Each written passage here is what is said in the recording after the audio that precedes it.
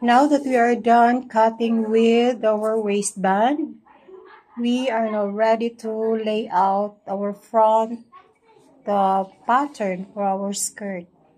But before anything else, we would like to remind everyone that it's very important to identify the parts of pattern. So this is the waist, this portion here, the side, hem, then the center front. Okay. Now the next thing to do is to fold your cloth lengthwise. Okay, that one. As wide as the widest part of your pattern. Now in straight cut skirt pattern, the widest part is the hips. Now this portion here. So kung sa kalapda ang pinakalapad nga part sa pattern, mausab ang kadakon sa pilo sa atong cloth plus at least 1 inch allowance.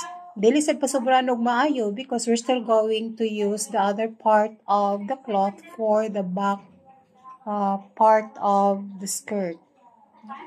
So after folding, make sure nga tarong ang iyang pagka-fold. Okay? So measure from the folded side to the edge using your ruler or tape measure, making sure that the measurements are the same. Okay. So kung dili gani siya parehas, you adjust the cloth. Okay, that one. Okay.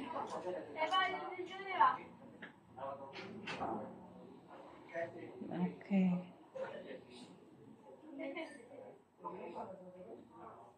So, kung okay na siya, just press the cloth with your hand. Okay. Then, you may now lay out your pattern. Now, the front part or the center front, dapat naka-inline siya sa folded part sa cloth. Okay, this one, itupong sa folded side sa cloth. Okay. Okay, tanawan ay allowance diri sa kilid. Okay. Not less than 1 inch. Now, you pin this portion here, diri sa upper corner. Okay. Okay, look at the position of the pin. Na siya sa corner, ang point facing sa center sa pattern. Now, if you don't have pins, you may use any weight. Any nga bugat sa inyo, you may use stone, pwede bato, pwede baso, or anything nga pwede siya mudatog sa pattern para dili siya ma-move. Okay, so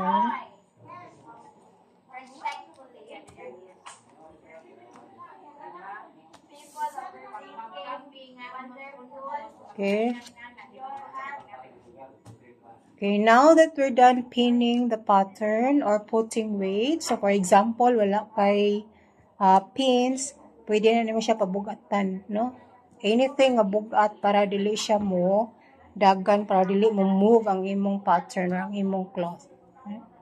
So, if your pattern already has allowance, you cut directly following the pattern. But if your pattern doesn't have allowance yet, you still have to put allowance. Now here at the waist part, 1/2 of an inch. Okay.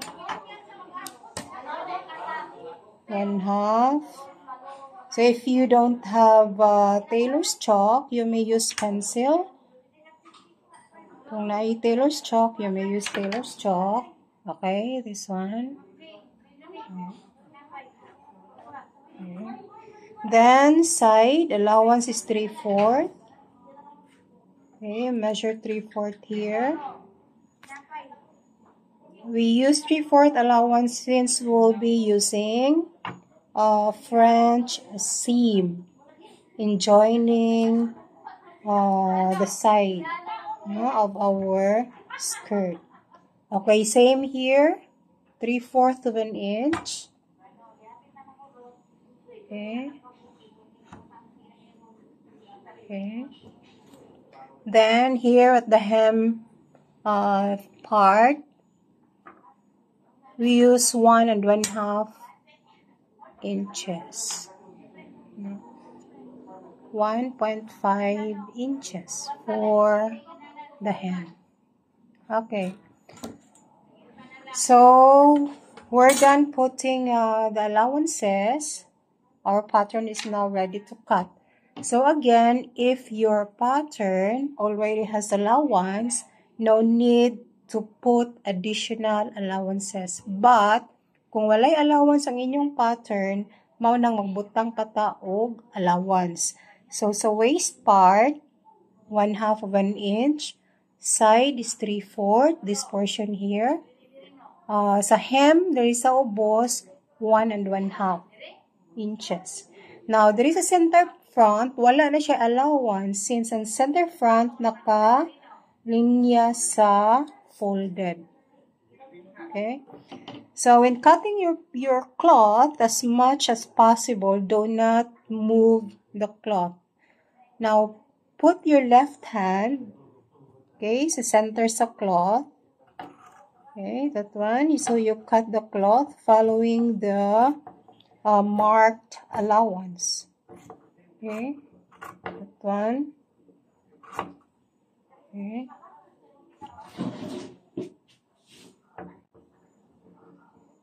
Again, do not move the cloth. Ang magunting raang move, no, not the cloth. Okay. So, kanis siyang nasa ubos, kay nakat naman ang dako nga side. Okay, pwede na ni siya ituyok. Okay, that one.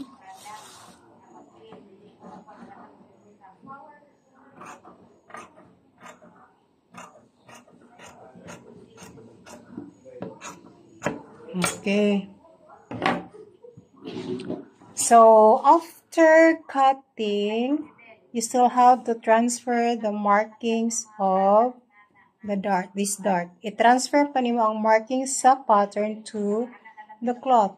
Now, how are you going to transfer the markings if you don't have tracing paper or carbon paper?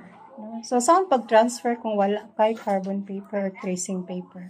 Now, you do it like this. Okay, that one. Itarong lang sa ruler by using your ruler. Itarong sa linya.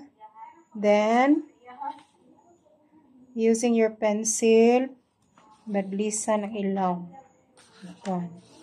Okay.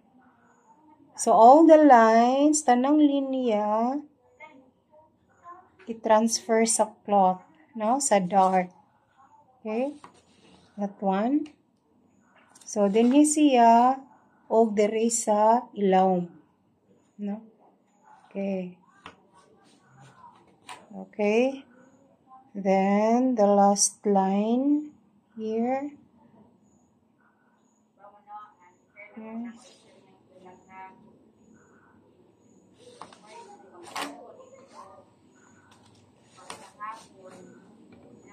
Okay.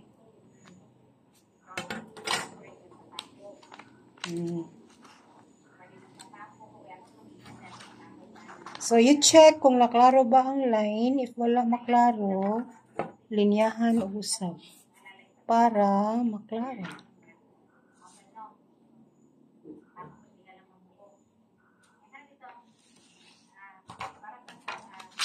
Okay.